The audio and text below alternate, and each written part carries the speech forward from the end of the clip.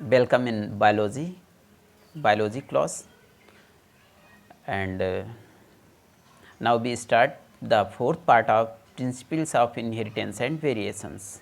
सभी को नमस्ते। और अब आप सब लोगों का इस चैप्टर में स्वागत है। ठीक है, इससे पहले before this session we studied about the law of Mendel's law of inheritance and some other laws like as incomplete dominance, codominance, multiple alleles, and mutation, and chromosomal theory of inheritance. Before this, the in first and second, the basic, what is the basic concept of inheritance, basic terminology of inheritance, इन सब को हम describe कर चुके हैं। तो today's session is very important for you, बहुत important है, इससे आपको एग्ज़ाम में मिल ही जाएगा कुछ ना कुछ। तो इस सेशन को हमें अच्छे से एंजॉय करना है, अच्छे से पढ़ना है, बिल्कुल फुल्ली, ठीक है, फुल्ली कंसंट्रेट होकर पढ़ना है। कंसंट्रेट मीन्स है कि फुल्ली आपको फिज़िकली और मेंटली प्रेजेंट रहना है in front of my videos and here my voice. जो मैं बोल रहा हूँ उसको सुनिए, अच्छे से समझिए, और इससे रिलेटेड आपका एक वीडियो सेशन भी होगा, ठीक है, लाइव क्लास भी होगी, उस पर हम डिस्कस कर लेंगे जो कुछ होगा। ओके ओके बेटा। तो now we start the principles of inheritance and variation, the fourth part in which we studied about the pedigree analysis and genetic disorder. Okay, let we start. First of all, we know about what is pedigree analysis and why it is necessary. तो pedigree है क्या, पहले ये देख लेते हैं, और इसे क्यों हमें अध्ययन, इसकी क्यों स्टडी हमें ज़रूरत हुई करनी। ठीक है, तो the study of inheritance of genetic traits in several generation of a family is called the pedigree analysis.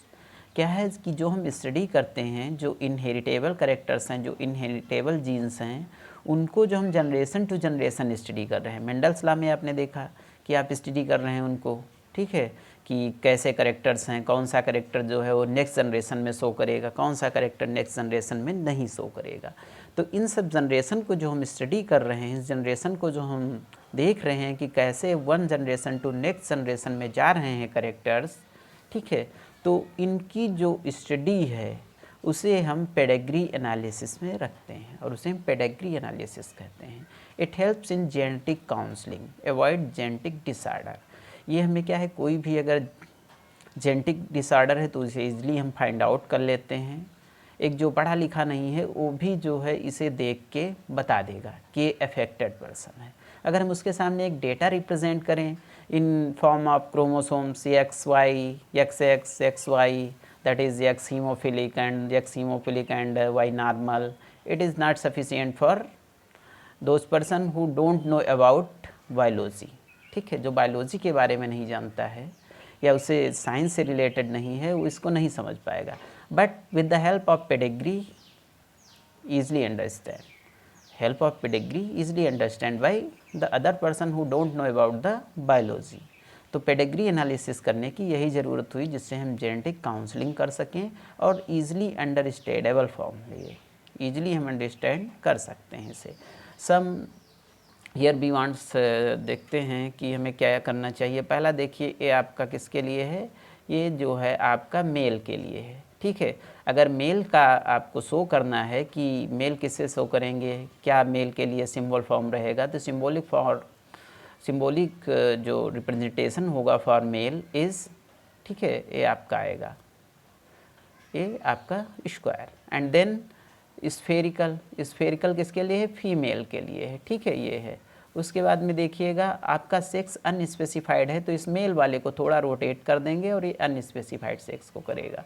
अगर अफेक्टेड इंडिविजुअल है, इट मीन्स अगर वो किसी न किसी डिजीज़ कॉज हो रही है, उसको कोई ना कोई डिजीज़ इसको है, अफेक्टेड बाय डिजीज़ है, तो उसे हम क्या करेंगे, हम कलर्ड से यहाँ पे जो है रेड, या फिर अगर ब्लैक एंड वाइट में शो कर रहे हैं तो वहाँ पे हम ब्लैक में उसको पूरी तरह से कवर कर देते हैं। ठीक है, mating, it show the mating between male and female, between father and mother. जो फादर एंड मदर जो फर्स्ट प्रोजनी होगी, जो पेरेंटल प्रोजनी होगी, उसमें मेटिंग को शो कर रहा है। ये मेल का साइन है, ये फीमेल का साइन है, दोनों के बीच एक सिंगल लाइन ड्रा कर दी, it's show mating. Then next, it is mating between male and female so the relatives, mating between relatives, ठीक है। रिलेटिव मीन्स वो पास के होंगे, यानी आपस के सगे संबंधी होंगे, ठीक है ना, सगे संबंधी होगी, कॉन्संगुइनियस होंगे, ठीक है, इसमें मेटिंग होगी। देन ये आपकी पेरेंटल है जिसमें मेल और फीमेल हैं, उसके बाद में ये उनकी प्रोजनी है, ठीक है, ये प्रोजनी है। देन नेक्स्ट देखिएगा, parent with male child affected with disease, ठीक है, ये पेरेंट्स हैं जिनकी ये मेल चाइल्ड है जो डिजीज़ से अफेक्ट हो रही है, ठीक है। Then we this is the next step, that is identical twins and non identical. इसे हम इसे समझते हैं, इस ग्राफ से इस जो सिंबॉलिक रिप्रेजेंटेशन है यहाँ से आसानी से समझ लेते हैं। फर्स्ट देखिए किसके लिए है, मेल के लिए है। सेकेंड जो है दैट इज़ फॉर फीमेल। उसके बाद में देखिएगा मेटिंग के लिए सो ही कर चुके हैं, पेरेंट्स के लिए। देन डाइजाइगोटिक, ठीक है, डाइजाइगोटिक नॉन आइडेंटिकल ट्विंस, ये जो ट्विंस हैं नॉन आइडेंटिकल हैं, ये आइडेंटिकल नहीं है। नॉन आइडेंटिकल इसलिए क्योंकि इनके बीच में देखिए लाइन नहीं है। सेकेंड वाले डाइजाइगोटिक हैं, नॉन आइडेंटिकल ट्विंस हैं, बोथ मेल हैं। पहले वाले में 1 male 1 female and in second both male. फिर उसमें देखिए जो थर्ड, जो आपका नीचे से सेकेंड पे है, from the bottom second, that is dizygotic. Dizygotic means दो तो हैं, इसमें 2 जाइगोट्स हैं but non identical twins, both female हैं। Then monozygotic, it means monozygotic हैं, एक ही जैसे हैं, और इसमें आइडेंटिकल ट्विंस होंगे। आइडेंटिकल ट्विंस एक ही जाइगोट से डेवलप हो रहे होंगे, ऊपर वाले क्या हैं अलग अलग जाइगोट से डेवलप होंगे, ठीक है। तो मोनोजाइगोटिक में आपका जो है वो ट्विंस जो है आइडेंटिकल ट्विंस मेल और फीमेल बोथ में भी, ठीक है, इन मोनोजाइगोटिक। देन अफेक्टेड इंडिविजुअल है, यहाँ पे देखिए ब्लैक से शो किया गया है, पूरा अफेक्टेड है। हेट्रोजाइगस फॉर ऑटोसोमल रेसेसिव, अगर रेसेसिव है तो उसे हम हाफ करेंगे, इट मीन्स वो पूरी तरह से नहीं होगा अफेक्टेड बट कैरियर होगा for next generation. Next generation में वो उस कैरेक्टर को कैरियर कर रहा होगा और नेक्स्ट में उसको अफेक्ट करेगा, जाके शो करेगा। Then we know about the carrier for sex linked recessive. ये देखिए ये क्या है, carrier for sex linked recessive, ये ऑलवेज फीमेल ही शो होगी कैरियर, क्योंकि कैरियर हमेशा फीमेल होती है। In male carrier is not seen because in male X chromosome and Y chromosome, hetero जो होते हैं, हेट्रो आपके जाइगस होती कंडीशन है, एक एक्स होता है एक वाई होता है, हेट्रोसोम्स होते हैं, सेक्स क्रोमोसोम जो होते हैं मेल में। तो अगर एक्स लिंक्ड कोई करेक्टर है, एक्स लिंक्ड डिजीज़ है, तो भी वो आपका जो है रेसिव नहीं रहेगा। रेसिव कब होगा, जब एक पे नॉर्मल हो और एक क्रोमोसोम पे जो है वो वहाँ पे डिजीज़ हो, कोई ना कोई डिजीज़ कैरी कर रहा हो, ठीक है। ये हो गया आपका। इसे हम थोड़ा और अच्छे से समझ लेंगे तो देखिएगा बेटा कैसे समझेंगे। देखिए क्या है, carrier for sex link disease. अब देखिए यक्स है और यक्स है, ये नॉर्मल है। इफ़ यहाँ पे हम इसको एच, इट मीन्स ये हीमोफिलिक कर दिया, तो इट मीन्स यहाँ पे जो फीमेल होगी वो कैरियर हो जाएगी। यहाँ पे एक एक्स पे देखिएगा हीमोफिलिक करेक्टर को जो है कैरी कर रही है, और नेक्स्ट वाले पे देखिए नॉर्मल है। अगर दोनों पे होगा तो वो अफेक्टेड होगी बाय द डिजीज़। तो ये कंडीशन बहुत कम होती है, ये कंडीशन रहती, तो इसीलिए carrier for sex linked recessive, recessive हो जाएगा। But if we take in human beings in male, अगर मेल में यही चीज़ लेते हैं तो वहाँ पे एक एक्स क्रोमोसोम होता है और एक वाई होता है। तो अगर कोई भी डिजीज़ कॉजिंग अगर कोई जीन है तो अगर एक्स पे है तो भी वो रेसिव नहीं रहेगा, वो डिजीज़ को शो करेगा। अगर वाई पे है तो वो भी वो डिजीज़ शो करेगा। इसीलिए मेल में कैरियर नहीं होता है, ठीक है। ओके, अंडरस्टैंड, ठीक है। देन डेथ के लिए क्रॉस लगा देंगे, उसके बाद में ये ज़्यादा इतना इम्पॉर्टेंट नहीं है, ठीक है। देख लेंगे एक बार, प्रोपोस्यूट्स के लिए हैं एंड कॉन्सिग्यूजिनियस मैरिज के लिए हैं, जो पास पास में रिलेटिव्स के बीच में जो मैरिज होती है उसको बोलते हैं, ठीक है। Then we studied about the pedigree with X linked recessive trait. देखिए बेटा यहाँ कुछ नहीं है, सिर्फ समझना है हमें हल्के से, ठीक है, ज़्यादा कुछ नहीं है। जो फर्स्ट लिखा हुआ है और सेकेंड लिखा है, फर्स्ट किसे शो कर रहा है, ये मेल को शो कर रहा है, ठीक है। मेल का साइन क्या होता है, ये होता है, बना देंगे। और ये सेकेंड वाला जो है फीमेल को शो कर रहा है, ठीक है, ये फीमेल को शो कर रहा है। अब उसके बाद में देखिए समझते हैं, जो मेल है उसके बाद क्या हो, उसके पास क्या होंगे, उसके पास X और Y क्रोमोसोम्स होंगे, X एंड Y, और यहाँ पे X और X क्रोमोसोम्स होंगे। ठीक है, तो अब यहाँ देखिए इसकी दो प्रोजेनी हैं, एक 2 और 3 जो है, ये जो 1 और 2 हैं इनकी ऑफ स्प्रिंग्स हैं, इनके बच्चे हैं। ठीक है, तो 2 और 3 जो ऑफ स्प्रिंग्स हैं 1 2 के, इसमें जो 2 है that is female and 3 is male, male with disease affected है। ठीक है, डिजीज़ से अफेक्टेड है male, because it showed by the dark colour, तो ये डिजीज़ से अफेक्टेड है। जब डिजीज़ से अफेक्टेड है बट 2 वाला डिजीज़ से अफेक्टेड नहीं, इट मीन्स यहाँ पे जो जीन होगा वो कौन कैरी कर रहा होगा, वो फीमेल कैरी कर रही होगी और वो एक्स पे होगा। ठीक है, क्योंकि यहाँ पे एक्स एक मेल से आएगा और एक फीमेल से, ऐसे देखिएगा, ये मेल से आया और एक ये फीमेल से आया, तो ये रेसेसिव भी हो सकती है।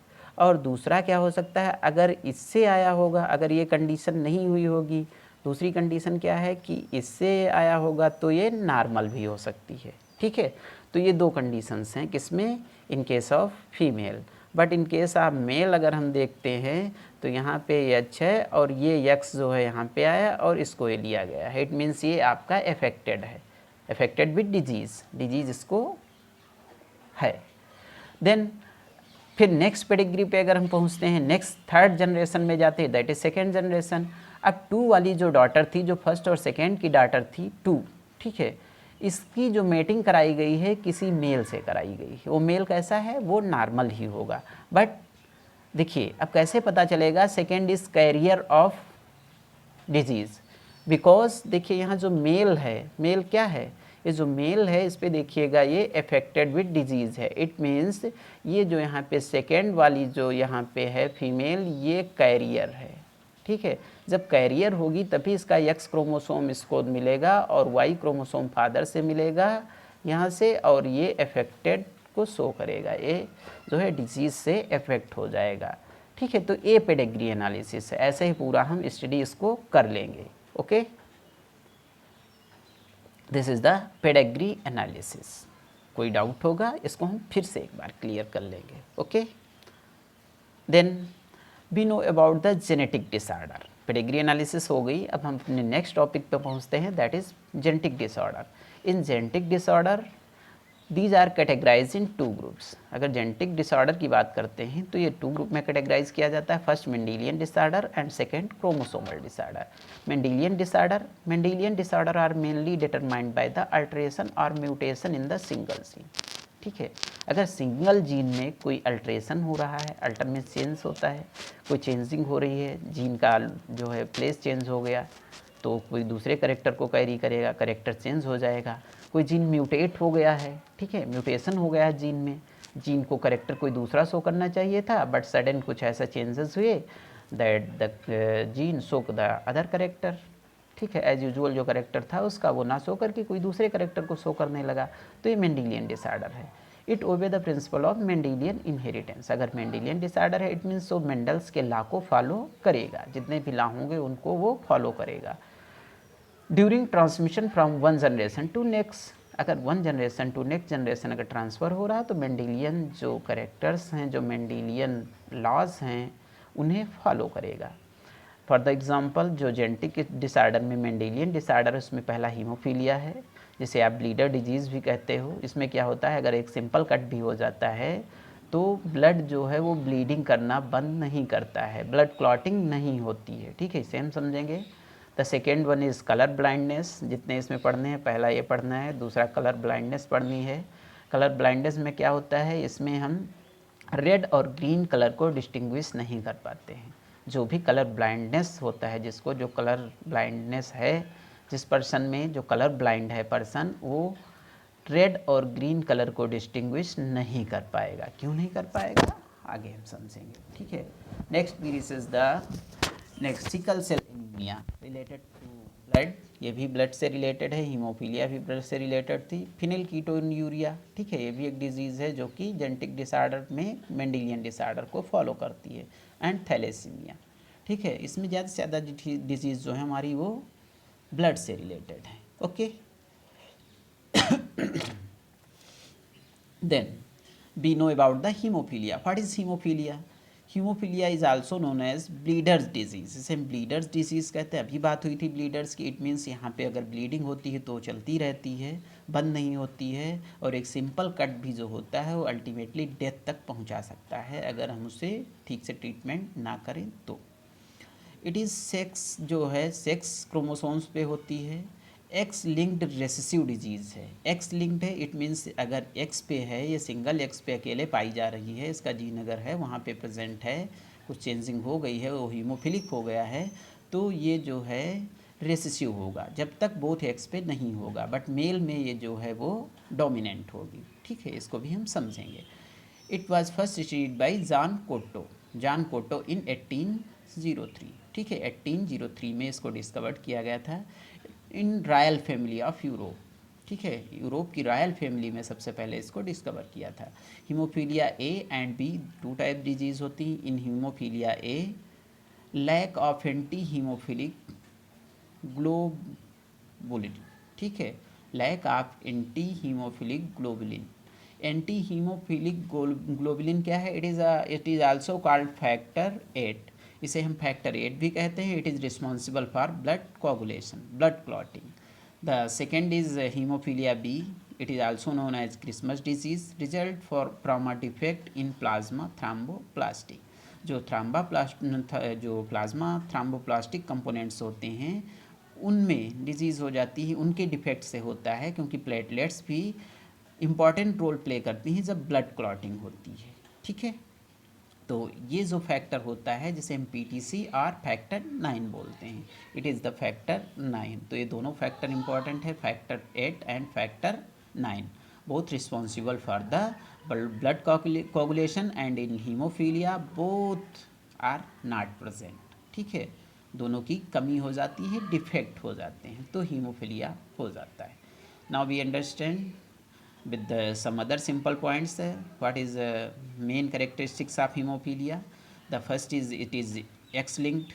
ठीक है, and sex linked. X linked यानी एक्स करेक्टर, एक्स जो होगा एक्स क्रोमोसोम्स पे होगा, and sex linked recessive disease है. इट मीन से जो हेट्रोसोम्स होते हैं 22 जो होते हैं ऑटोसोम्स होते हैं in human beings, but 23rd pair is heterosomes. तो ये हेट्रोसोम्स जो क्रोमोसोम्स होते हैं, जो सेक्स क्रोमोसोम्स होते हैं, उन पे पाया जाता है. ठीक है, in male X Y and in female X X chromosome. ठीक है, then the second point is the defective individual continues bleed to a simple cut. यही चीज़ बताई थी, जो डिफेक्टिव इंडिविजुअल होता है वो सिंपल कट अगर उसमें लग जाता है तब भी वो ब्लीड करता है, बहुत ज़्यादा ब्लीड करता है. The gene for haemophilia is located on x chromosome. जो हीमोफीलिया के रिस्पॉन्सिबल जीन होता है वो एक्स क्रोमोसोम्स पे होता है. In this disease a single protein that involve in the clotting of blood is affected. That is the protein which is responsible for the blood clotting. ठीक है, कौन सा प्रोटीन होता है आप लोग मुझे बताएंगे कमेंट करके. Which protein is responsible for the blood clotting. ठीक है, सिंपल सा है, काफ़ी पहले से पढ़ते चले आ रहे हैं. विटामिन्स भी पता है तो विटामिन्स भी बताएं और साथ में प्रोटीन्स भी बताएं. Which protein responsible for the blood clotting and which protein is responsible for the anti coagulant. ठीक है, जो एंटी कोगुलेशन के लिए रिस्पॉन्सिबल होती है वो कौन सा है, और जो ब्लड क्लॉटिंग के लिए होती है वो कौन सी है. The disease transmitted from unaffected carrier female to some of the male progeny. ठीक है, जो अनएफेक्टेड कैरियर होती है फीमेल जो होती है वो कैरियर बाहर से फिनोटाइपिकली नहीं दिखती है, लेकिन उसमें जीन होता है, कैरियर के फॉर्म में होता है, क्योंकि रेसेसिव डिजीज़ है ये, तो वो आगे जाके अफेक्ट करती है मेल को. ठीक है, then it is the first condition. ये फर्स्ट कंडीशन है of haemophilic persons in which क्या हम देखते हैं इसमें कि जो फीमेल है, ठीक है, वो कैसी है, नॉर्मल है. Mother unaffected by haemophilia but father affected with haemophilia. देखिए, फादर हीमोफीलिया से इफेक्ट है, एच बना हुआ है, रेड भी शो किया गया है आपको देखने के लिए. ठीक, अब इसमें हम मेटिंग कराते हैं, इन दोनों की मेटिंग कराते हैं. तो मेटिंग कराने पे क्या मिलता है हमें, जो इनकी प्रोजिनी आएगी, in their progeny X Y. ठीक है, अब देखिएगा, बहुत ध्यान से समझिएगा. एक एक्स क्या होगा, यहाँ से आएगा और वाई यहाँ से आएगा. जब फीमेल नॉर्मल है, उसमें कोई भी एक्स जो है वो अफेक्टेड नहीं है हीमोफीलिया से, तो ऑल बॉयज़ आर नॉर्मल, जितने भी बॉयज़ होंगे वो नॉर्मल होंगे, because in boys x chromosomes comes from mother. X chromosomes कहाँ से आता है? मदर से आता है। So all boys normal, boys normal होंगे, कोई भी बॉयज़ हीमोफीलिया नहीं होगा, किसी को हीमोफिलिक नहीं होगा।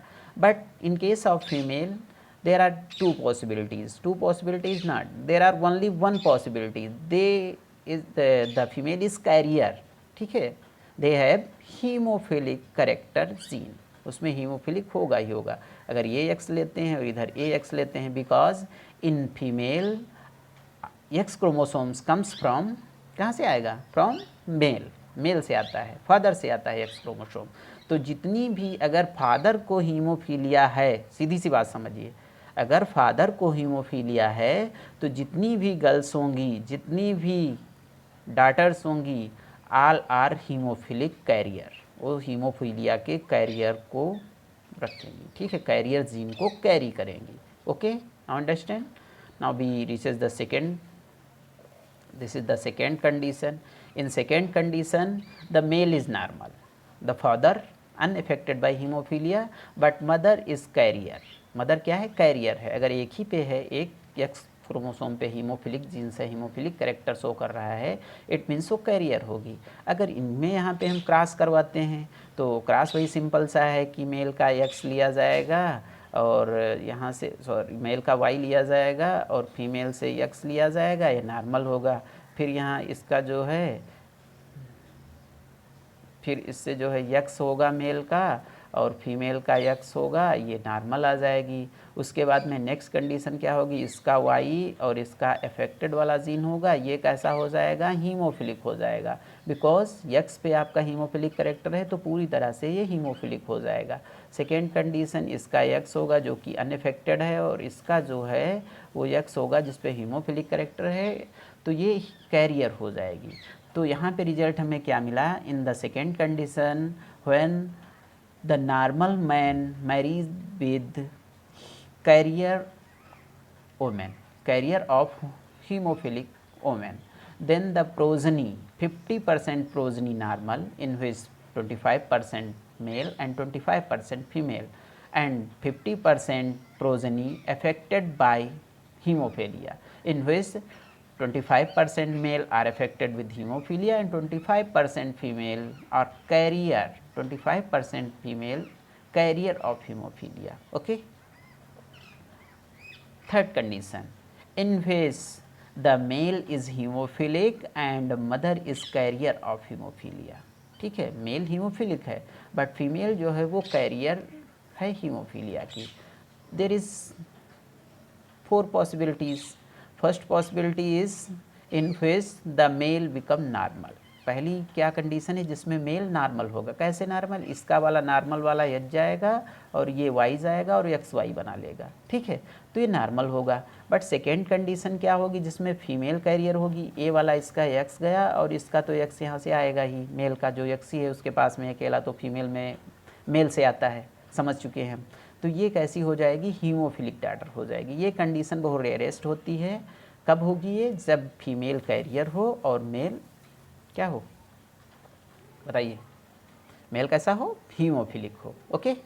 द नेक्स्ट कंडीशन हो सकती है, देखिए एक्स इसका यहाँ से आएगा, सॉरी वाई यहाँ से आएगा, मेल है और एक्स नॉर्मल होगा, ठीक है, तो ये हीमोफिलियस होगा, इसको हीमोफिलिक होगा। नेक्स्ट कंडीशन है कि एक्स इसका यहाँ से आया, ये नॉर्मल वाला है, तो ये कैरियर हो जाएगी। तो इतनी पॉसिबिलिटीज़ हैं। नेक्स्ट पॉसिबिलिटीज़ भी हो सकती है अगर बोथ आर हीमोफिलिक, यानी मेल भी हीमोफिलिक है और फीमेल भी हीमोफिलिक है, बोथ हीमोफिलिक हैं, then the possibilities all progeny are haemophilic and some of carrier, ठीक है, तो उसमें कुछ कैरियर्स होंगे या सब हीमोफिलिक होंगे? बताइए। अगर बोथ आर हीमोफिलिक, अगर बोथ हीमोफिलिक हैं तो ऑल प्रोजनी इज हीमोफिलिक, चाहे वो मेल हो चाहे वो फीमेल हो, ठीक है, कोई भी वहाँ पे कैरियर नहीं होगा, ठीक है ना, समझ गए? फोर्थ कंडीशन, अगर यहाँ पे भी एच आ जाए तो क्या होगा? सभी पे एच है, यानी जितने भी एक्स यहाँ पे क्रोमोसोम्स हैं, all having haemophilic gene, all having haemophilic character, then the whole progeny will be haemophilic. Okay, that is the very rarest case, ठीक है, होता नहीं है। नेक्स्ट, कुछ पॉइंट्स हैं जिन्हें हम समझ लेते हैं। First point is female suffering from the disease only in homozygous condition. ठीक है, जितनी भी जो फीमेल हैं वो डिजीज़ से तभी सफ़र करेंगी जब वो होमोजाइगस कंडीशन होगी। Female become haemophilic is extremely rare because mother of such a female at least carrier and the father should be haemophilic. ठीक है, this is the second condition. Affected transmit the disease only to the son not to the daughter. Okay, daughter can receive the disease from both mother and father. जो daughter होती है वो mother और father दोनों से disease को receive कर सकती है। ओके, ठीक है बेटा, इतना समझ। हाँ बेटा, तो बात क्या हो रही थी, जो फीमेल होगी, ठीक है, जो भी फीमेल होगी suffering from the disease only in homozygous condition. It means if both X chromosomes carry haemophilic character then female suffers from disease, otherwise the female में बी कैरियर। फीमेल में कैरियर, ठीक है, कैरियर होगी, female will be carrier. Okay, next, female becoming haemophilic is extremely rare. ये बहुत extremely rare cases होता है कि फीमेल हीमोफिलिक हो। Mother of such a female at least carrier and the father should be haemophilic. ये कब होगा, जब मदर कैरियर हो और जो मेल है, जो फादर है, वो हीमोफिलिक हो, then the condition for haemophilic female. ठीक है, अफेक्टेड ट्रांसमिट्स, जो भी अफेक्टेड ट्रांसमिट्स है the disease only to the son not to the daughter. ठीक है, जो भी अफेक्टेड ट्रांसमिट्स होंगे वो किस में होंगे, सन्स में होंगे, not to the daughter. Daughter can receive the disease from the both mother and father. Mother और फादर दोनों से वो रिसीव कर सकती है। Now we understand the second Mendelian disorder, that is colour blindness. Colour blindness is important disease of Mendelian character or Mendelian disorder in which man cannot distinguish between red and green. Red green में distinguish नहीं कर पाता है, that is the most common color, but they can't show red and green. वो red green को एक ही जैसा देखेगा, ग्रे टाइप से देखेगा, ठीक है, या उसको सब एक ही जैसा दिखेगा, वो रेड और ग्रीन को अलग अलग नहीं बता पाएगा, it is red, it is green. Okay, X linked recessive defect है, it is also X linked recessive disease. ठीक है, and more common in male than female. जैसे पहले आपने हीमोफीलिया को समझा है, जब एक्स लिंक्ड है तो ये मोर कॉमन मेल होगी, फीमेल इसकी कैरियर्स होती हैं। फीमेल बहुत कम ही कलर ब्लाइंड होती हैं जो पूरी तरह से जीन को कैरी करें। ठीक है, बोल तो यही है आपका। नेक्स्ट देखिएगा, इसी में कलर ब्लाइंडनेस के जो कुछ कैरेक्टर्स हैं वो भी देख लेंगे। The x link disorder in which person can't identify few colours. वो फ्यू कलर्स क्या हैं in human beings, red and green. समझ चुके हैं आप, पहले से पढ़ चुके हैं। जो ह्यूमन आई होती है that have two type of cells, rod cells active for intensity, light intensity के लिए होती हैं, जो लो लाइट में आपको विज़न अच्छा क्लियर हो जाए, ठीक से दिखे, उसके लिए होती हैं। And cone cells for day light के लिए होती हैं। And for responsible the colour perception, जो कलर परसेप्शन हम करते हैं, कलर को डिस्टिंग्विश करते हैं, उसके लिए हमारी कोन सेल्स होती हैं। इन कलर ब्लाइंडनेस पर्सन जो होता है, cone cells are decreased. Cone cells की जो संख्या है, जो उनकी रेंज है, वो डिक्रीज्ड हो जाती है। ठीक है, ये रेंज यहाँ पे दी गई है। जो रेड के लिए कोन सेल्स हैं that is 64%, and then green and then blue. Okay, type of colour blindness, we know about the type of colour blindness. First is monochromatism. Mono means one होता है, ठीक है, यहाँ पे मोनो है, इट मीन्स वन हुआ। क्रोमैटिज, chroma means colour होता है, यानी अगर एक सिंगल कलर के लिए किसी में कलर ब्लाइंडनेस है, ठीक है, एक सिंगल कलर को जो है आइडेंटिफाई नहीं, वो एक ही जैसा दिखेगा, तो उसे हम बोलते हैं monochromatism. The condition of complete colour blindness in which all colours appear as shaded grey, यानी एक ही जैसा दिखेगा, ऑल कलर्स, उसमें रेड ग्रीन ब्लू कुछ नहीं। ठीक है, क्या है कि रेड ग्रीन ब्लू कुछ नहीं, सभी शेडेड आपके जो हैं सभी ग्रे ही दिखेंगे। ठीक है, ग्रे टाइप दिखेंगे, तो मोनोक्रोमेटिज्म। मोनो मीन्स क्या है, only one colour seen by the human beings. अगर एक ही कलर दिख रहा है, एक ही कलर अपीयर हो रहा है, दैट इज़ ग्रे, तो वो मोनोक्रोमेटिज्म हो जाएगी। सेकेंड, डाइक्रोमेटिज्म क्या होती है। डाइक्रोमेटिज्म में आपके जो है the condition of partial colour blindness, ये पार्शियल कलर ब्लाइंडनेस होती है in which only two colours are perceptible. कोई दो कलर जो है वो भी परसेप्टिबल होते हैं, रेड ग्रीन एंड या तो आपका ब्लू येलो हो जाएगा। नेक्स्ट है daltonism, that is the third condition, third type of colour blindness in which colour blind person who unable to identify red green colour, इसमें रेड और ग्रीन कलर को identify नहीं कर पाएगा, which is green which is red. Protanopia, it is the next condition of color blindness in which the defective perception of red and confusion of red with green or bluish green, ठीक है, यानी confusion create होता है यहाँ पे read with green. अगर read with green है तो वहाँ पे कन्फ्यूज़न हो जाता है कि रेड कौन सा ग्रीन कौन सा। देखिए बहुत अच्छा सा एग्जांपल दिया है, ये आपका है जिसमें कन्फ्यूज़न वाला है पूरा, ठीक है। ये देखिए यहाँ पे लीव्स जो हैं वो ग्रीन हैं और इसमें जो फ्रूट्स लगे हैं दैट इज़ रेड, पर इसका जो कलर ब्लाइंडनेस पर्सन होगा उसको इस टाइप से कुछ दिखेगा। It is a cone, ice cream cone है, इसको भी देखिए ये इस तरह से दिखेगी, ठीक है। तो ये आपकी है। नेक्स्ट ड्यूट्रापोनिया। ड्यूट्रापोनिया क्या है?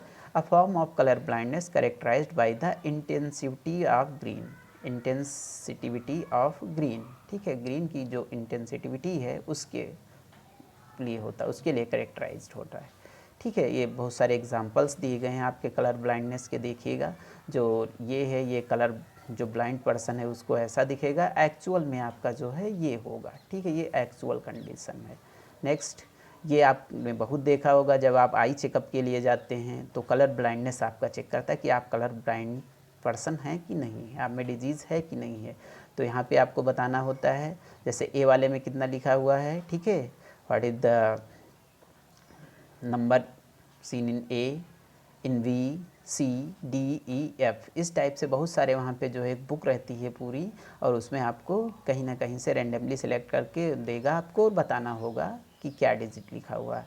ये जो है आपकी ग्रीन, रेड, ठीक है, इसी टाइप के कलर से मिली होती है। अगर आप कलर ब्लाइंड पर्सन हैं तो इन नंबर्स को नहीं बता पाएंगे क्योंकि ये शो ही नहीं होंगे, ओके, ठीक है। Then we reaches the next, that is thalassaemia, ठीक है, thalassaemia. It is an inherited autosomal codominant blood disease. अभी तक दो पढ़ी थी आपने, दो, ठीक है, अभी तक जो दो आपने पढ़ी थी दैट इज़ फॉर किससे रिलेटेड थी, वो आपकी रिलेटेड थी एक्स लिंक्ड, ठीक है, या सेक्स क्रोमोसोम पे थी। ये ऑटोसोमल कोडोमिनेंट ब्लड डिजीज़ है। The genetic defect result in reduced rate of synthesis of one of the globin chain that makeup haemoglobin. इसमें क्या होता है, जो हीमोग्लोबिन चेन को बनाती है, ग्लोबिन चेन जो होती है वो रिड्यूस्ड हो जाता है, उसका रेट ऑफ सिंथेसिस बनने की जो सिंथेसिस रेट होती है, जो रेट ऑफ रिएक्शन है फॉर्म होने की, वो कम हो जाती है। और इससे क्या होता है कि चेन जो है वो ठीक से नहीं बन पाती है और जो हीमोग्लोबिन मॉलिक्यूल बनता है वो एबनॉर्मल मॉलिक्यूल बनता है और एनीमिया कॉज करता है, ठीक है। Phenylketonuria, phenylketonuria this is also an autosomal recessive gene है, ट्रेट है। It is affected individual lacks an enzyme that converts the amino acid phenylalanine into tyrosine, ठीक है। इसमें जो फेनिलकीटोयूरिया है ये आपकी जो है टायरोसिन जो है उस एंजाइम में चेंज करता है। This is phenylalanine is accumulated and converted into phenylpyruvic acid, यानी जिस जीन को बनाना चाहिए, जिस जीन से जिस एंजाइम को बनना चाहिए वो ना बन के कोई दूसरा एंजाइम यहाँ पे बनने लगता है और इस तरह से यहाँ ये जो है फेनिलकीटोन यूरिया कॉज होता है। These are excreted through the urine because of its poor absorption by kidney, ठीक है, एब्जॉर्प्शन किडनी से नहीं हो पाता है। Sickle cell anaemia, sickle cell anaemia क्या है, ये भी आपका जो है ये ऑटोसोम्स लिंक्ड रिसेसिव जीन है। इसमें क्या होता है, that can be transmitted from parents to offspring when both partners are carrier or affected for the gene। कब होगा sickle cell anaemia, if both person are affected or carrier, अगर दोनों person affected हैं या कैरियर हैं, क्योंकि autosomal disease है, ठीक है, ऑटोसोम्स पे होती है, तो अगर कैरियर हैं या अफेक्टेड हैं तभी ये ऑफस्प्रिंग में जाएगा। The disease carried by single pair of allele, जो सिंगल पेयर ऑफ एलील है haemoglobin A and haemoglobin S for sickle cell anaemia के लिए, and out of the possible genotype only homozygous individual of HbS. जो HbS है ये क्या है, ये होमोजाइगस है कंडीशन, ठीक है, possible for sickle cell anaemia के लिए। सो द डिजीज फिनोटाइप, जब फिनोटाइप में दिखेगा, कब फिनोटाइप में दिखेगा, if both genes HbS sickle cell anaemia को कैरी कर रहे हैं, ठीक है। अगर HbA एंड HbS इंडिविजुअल है देन ए पार्शियली जो है अनएफेक्टेड होगा और ये कैरियर के रूप में वर्क करेगा, it work as a carrier. Okay, now we understand by the graphical representation of sickle cell anaemia. देखिए इसमें जो आप पहले से पढ़ चुके हैं, the blood cells are oval shaped होती हैं, स्पेरिकल शेप्ड होती हैं, बट ये देखिए दूसरा देखिए कैसा कलर हो गया इनका, सिकल सेल्स हो गई, सिकल्ड हो गई हैं, ठीक है, फ्लैटेंड हो गई हैं, टेप्रिक एंड्स हो गया है। ये देखिए ये क्या होती हैं, अब ये ऑक्सीजन को कैरी ही नहीं कर पाती हैं, ऑक्सीजन को अपने साथ बाइंड ही नहीं कर पाती हैं। जब ऑक्सीजन बाइंड नहीं कर पाती हैं तो इनकी कोई वैल्यू नहीं रह जाती है, ठीक है, क्योंकि ब्लड जो रेड ब्लड सेल्स होती हैं, जो रेड ब्लड कॉर्प सेल्स होती हैं, दैट कैरी ऑक्सीजन। अगर ऑक्सीजन ही नहीं कैरी करेंगी तो उनका कोई मेन इम्पॉर्टेंट रोल ही नहीं रहेगा, तो इन्हें स्प्लीन में भेज दिया जाता है और वहाँ पे जो है यूज़लेस हो जाती हैं, ठीक है, डेड हो जाती हैं। तो ये सिकल सेल एनीमिया इस तरह से जो है यहाँ पे RBCs का जो नंबर है वो कम हो जाता है और यहाँ भी एनीमिया काज होता है। Okay, this is the sequence. होता क्या इसमें है, पहला देखिए, this is a nucleotide HbA sequence in normal adult haemoglobin HbA, ये HbA का शो किया गया है जिसमें न्यूक्लियोटाइड है, ये नॉर्मल एक कोई एडल्ट है उसमें। ये देखिए जो आपका जीन है रिस्पॉन्सिबल फॉर ग्लूटामिक एसिड, ये ग्लूटामिक एसिड के लिए रिस्पॉन्सिबल होता है जो 6 वाला है, ठीक है, जो 6 है ये ग्लूटामिक एसिड के लिए होता है। बट इन हीमोफिलिक जो भी इन सिकल सेल एनीमिया, जिसमें सिकल सेल एनीमिया डिजीज़ होगा, उसमें ये जो है वो वेलेनिन को जो है रिप्रेजेंट करेगा, ग्लूटामिक एसिड को ना रिप्रेजेंट करके वेलेनिन को रिप्रेजेंट करेगा सिकल सेल एनीमिया में, ठीक है। ये म्यूटेंट कर जाता है, यानी म्यूटेंट जीन जो है वो म्यूटेट करके दूसरे जो है एंजाइम को बनाने दूसरे एमिनो एसिड को बनाने लगता है। जब एमिनो एसिड चेंज हो जाता है इट मीन्स वो आपका म्यूटेट हो गया, देन करेक्टर भी वो चेंज कर देगा। Okay, it is a graphical representation है। देखिए एक जो है यूजुअल है जैसा होना चाहिए, नॉर्मल है जिसमें हीमोग्लोबिन जिसमें हीमोग्लोबिन पे ए यानी वो आपका हीमोग्लोबिन ये है, और दूसरे वाले में जो फीमेल है वो कैरियर है सिकल सेल के लिए, हीमोग्लोबिन ए है, एक पे सिकल सेल एनीमिया का जो है वो जीन कैरी हो रहा है। तो यहाँ पे जो फीमेल होंगी, देखिएगा जो फीमेल हैं they carry sickle cell anaemia का, ठीक है, ये सिकल सेल एनीमिया को कैरी करेंगी। Then it is a graphical representation जिसमें आपकी कई सारी कंडीशंस दी गई हैं। टी है, टी फॉर ट्रेट के लिए है, एन फॉर नॉर्मल है, या सी फॉर सिकल सेल के लिए है। फर्स्ट कंडीशन में देखिएगा बेटा, इस फर्स्ट कंडीशन में देखेंगे, देखिए ये मदर है, ये फादर है, ठीक है, फादर विद ट्रेट का मतलब उसमें सिकल सेल एनीमिया के लिए जीन है, बट मदर नॉर्मल है। जो पिंक वाला शो किया गया है दैट इज़ ट्रेट फॉर यानी रेसेसिव जीन, उसमें रेसेसिव है, रेसेसिव फॉर्म में है, शो नहीं कर रहा है बट कैरी कर रहा है उस जीन को। नेक्स्ट चिल्ड्रन देखिए इसके जो होंगे वो 50% कैरियर और 50% नॉर्मल होंगे, ठीक है, it is a first condition. Second condition देखिएगा, इट इज़ सेकेंड कंडीशन, इसमें देखिएगा सिकल सेल एनीमिया है, father with sickle cell anaemia and mother normal. तो इसमें ऑल ट्रेट्स कैसी होंगी, सभी आपकी जो है कैरियर होंगी सिकल सेल एनीमिया के लिए। फिर नेक्स्ट कंडीशन देखिएगा, अगर दोनों सिकल सेल एनीमिक हैं, पहले इसको समझ लेते हैं। इफ़ बोथ पेरेंट्स यानी both mother and father with trait sickle cell trait, यानी दोनों जो हैं कैरी कर रहे हैं जीन को, देन द कंडीशन क्या होगी कि इसमें आपके 50% ट्रेट वाले होंगे जो कैरी कर रहे होंगे जीन को, वन जो है सिकल सेल एनीमिया से पूरी तरह से इफेक्टेड होगी फीमेल, ठीक है, या मेल जो भी है, एंड जो एक है 25% है वो नॉर्मल होगा, ठीक है। नेक्स्ट कंडीशन है father is sickle celled and mother is कैसी होगी, मदर आपकी जो है वो विद ट्रेट है उसमें, तो 50% चांसेस होंगे सिकल सेल एनीमिया के और 50% ट्रेट वाले होंगे। अगर both are sickle celled that is the last condition, अगर बोथ हैं तो all are sickle celled anaemic person, ठीक है, सभी सिकल सेल्ड एनीमिक पर्सन होंगे। देन क्रोमोसोमल डिसऑर्डर को हम नेक्स्ट सेशन में पढ़ेंगे, ठीक है, इसको हम अच्छे से पढ़ लेंगे, अच्छे से समझ लेंगे।